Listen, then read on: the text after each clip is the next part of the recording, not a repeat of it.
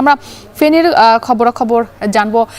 ডালিম, বলছিলাম যে দুই উপজেলায় জেলা প্রশাসক এইচএসসি পরীক্ষা স্থগিত করেছেন। তো জানাবেন যে আজ সকাল থেকে কত মিলিমিটার বৃষ্টি হয়েছে ফেনীতে, এবং এই যে বাঁধ ভেঙে যে ফেনীর এলাকাগুলো প্লাবিত হচ্ছে, কোন কোন এলাকাগুলো প্লাবিত হচ্ছে, শহরে পানি ঢুকছে কিনা, সার্বিক তথ্যটা একটু জানতে চাই।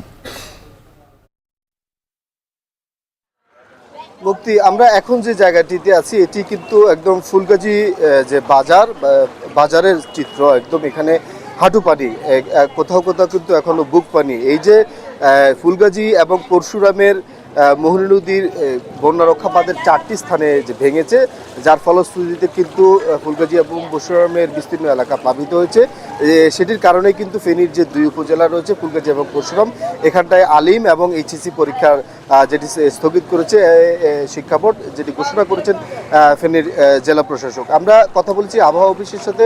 তারা আমাদেরকে যেমনটি জানিয়েছেন যে গত 24 ঘন্টায় 100 মিলিমিটারের মতো বৃষ্টি হয়েছে। এছাড়াও সকাল 9:30টার দিকে মোহনী নদীর ফুলগাজীর যে পয়েন্ট হচ্ছে সেখানে কিন্তু পানি বিপদসীমার 125 সেন্টিমিটার উপর দিয়ে প্রবাহিত হয়েছে। আমরা দেখেছি যে সকাল 9:30টার দিকে স্থানীয় যে সংসদ সদস্য আলাউদ্দিন চৌধুরী নাসিম, তিনি কিন্তু এই যে ফুলগাজী এবং পরশুরামের যে বন্যা কবলিত স্থানগুলো রয়েছে সেগুলো পরিদর্শন করে দেখেছেন। তিনি বলেছেন যে এই যে ফুলগাজী পরশুরামের প্রত্যেক বছরের যে বন্যা, এই বন্যা পরিস্থিতি কাটিয়ে ওঠার জন্য স্থায়ী সমাধান তারা দেখছেন। আর এই আজকের এই যে বন্যা পরিস্থিতি, এটি দেখার জন্য, পরিদর্শন করার জন্য পানি সম্পদ মন্ত্রীও কিন্তু সকাল 11টার দিকে ফেনীতে আসার কথা রয়েছে। আমরা সবগুলো কর্তৃপক্ষের সাথে কথা বলেছি যে ফেনীতে প্রায় গত রাতের যে আকস্মিক বন্যা, এতে প্রায় 1 থেকে 1.5 কোটি টাকার ক্ষতি হয়েছে। বিশেষ করে ফুলগাজী বাজারে যে ব্যবসায়ী, তাদের ক্ষতি অবর্ণনীয় ক্ষতি হয়েছে। তো এ ছিল ফেনীর ফুলগাজীর বাজার থেকে আমার কাছে বন্যা পরিস্থিতির সর্বশেষ। এবার আমি একটু সিলেটের খবর জানতে চাই। রাফি, জানাবেন যে সেখানে কতটি উপজেলা প্লাবিত হয়েছে এবং কোন কোন পয়েন্টের পানি বিপদসীমার উপর দিয়ে প্রবাহিত হচ্ছে?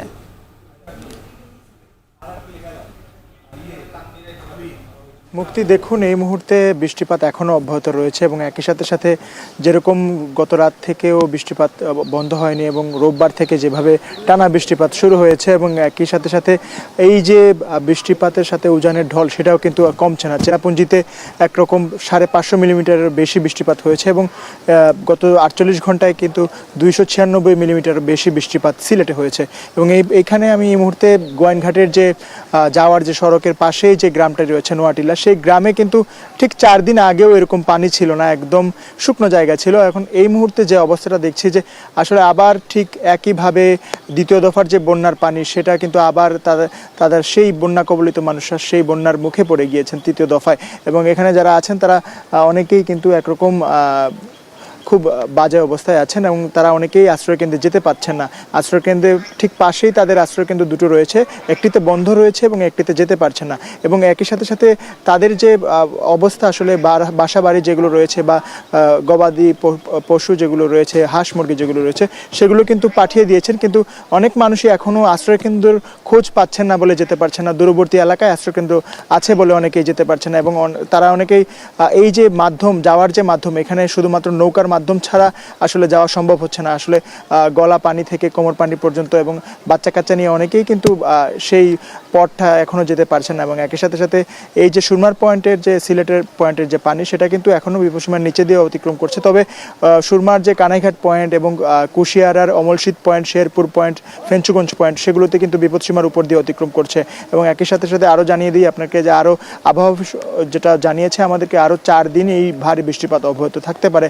এবং এরকম যদি আরও ভারী বৃষ্টিপাত অব্যাহত থাকে, তাহলে বলা যায় যে এই যে 9টি সিলেট সদর এবং সিলেট মহানগর ছাড়া যে আরও বাকি 12টি যে উপজেলা রয়েছে, 12টি উপজেলার সাথে যে গ্রাম এবং ইউনিয়ন যেগুলো প্লাবিত হয়েছে, এরকম কিন্তু সিলেট শহরে এবং সিলেট সদরের যে পার্শ্ববর্তী যে এলাকাগুলো রয়েছে, সেগুলো কিন্তু প্লাবিত হওয়ার সম্ভাবনা রয়েছে। এবং একই সাথে এই যে পার্শ্ববর্তী উপজেলা যেগুলো রয়েছে, সেখানে কানাইঘাট, গোয়াইনঘাট এবং জৈন্তাপুরের বেশ কয়েকটা অঞ্চল এবং নিম্নাঞ্চল এবং বাজার এবং বাসা বাড়িতে পানি ঢুকে গিয়েছে। তো বলা চলে যে এরকম যদি বৃষ্টিপাত অব্যাহত থাকে এবং উজানের ঢলের পানি যদি দ্রুত নামতে শুরু করে, তাহলে বলাই যায় যে দ্বিতীয় দফার থেকে ভয়ঙ্কর হতে পারে তৃতীয় দফার বন্যা। মুক্তি। সুনামগঞ্জে আছেন সহকর্মী লিপসন আহমেদ। লিপসন, সুনামগঞ্জের বন্যা পরিস্থিতির সবশেষ অবস্থাটা কি দেখছেন এবং জানাবেন যে সেখানে কত লাখ মানুষ পানিবন্দী রয়েছেন, তাদের সহায়তায় কি রকম ব্যবস্থা বা উদ্যোগ নেওয়া হচ্ছে, সব বিষয়ে একটু জানতে চাই।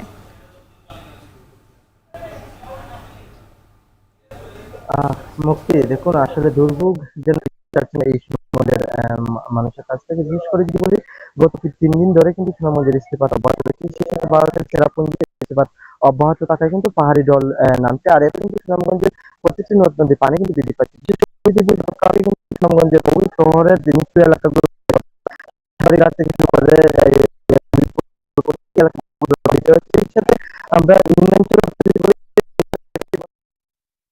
জামালগঞ্জ, বিশম্বরপুর এই উপজেলাগুলোতে আসলে জলের পানি প্রবেশ করছে, যার ফলে কিন্তু ভোগান্তিতে পড়েছে না দ্বিতীয়বারের মতো আসলে এই অঞ্চলের বাসিন্দারা।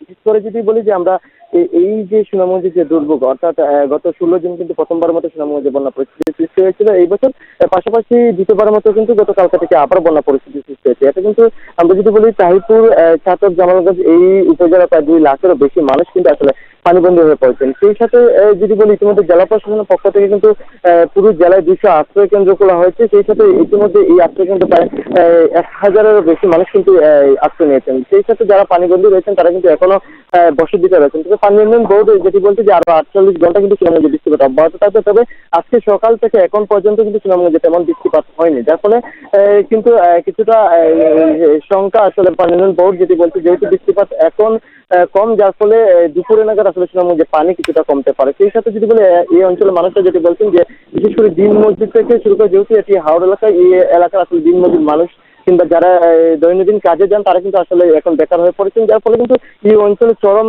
একটা ভোগান্তিতে পড়েছেন এই অঞ্চলের মানুষরা। সেই সাথে প্রশাসনের পক্ষ থেকে কিন্তু ইতিমধ্যে সব ধরনের বন্যা মোকাবেলা প্রস্তুতি নেওয়া হচ্ছে, এমনকি ইতিমধ্যে পৌরসভার যে মেয়র রয়েছেন তিনি কিন্তু যেহেতু শহরে পানি উঠছে সেই এলাকাগুলো যাচ্ছেন, এমনকি খাদ্য বিতরণ করছেন। পাশাপাশি আরেকটি দিকে জানিয়ে রাখি যে 2022 সালের পরে কিন্তু 2024 সালে কিন্তু এই অঞ্চলে বন্যা কিন্তু ব্যাপক ক্ষতি হয়েছে। তবে প্রথম দফা রেস্ট না কাটতেই কিন্তু আবার দ্বিতীয় দফার কবলে কিন্তু এই অঞ্চলের মানুষরা আসলে বন্যার কবলে পড়েছেন। তবে এই বছর যেহেতু বন্যা পরিস্থিতি সৃষ্টি হয়েছে, এই একটি স্বল্পমেয়াদী বন্যা পানি উন্নয়ন বোর্ড কিন্তু প্রত্যেকবারে যখন বন্যা পরিস্থিতি সৃষ্টি হয় তখন কিন্তু তারা বলে যে এটি স্বল্পমেয়াদী হবে। তবে এই স্বল্পমেয়াদী বন্যায় কিন্তু এই অঞ্চলে যে মানুষরা রয়েছেন তাদের যে জীবন ব্যবস্থা সেটা কিন্তু আসলে নাজুক করে ছাড়ে।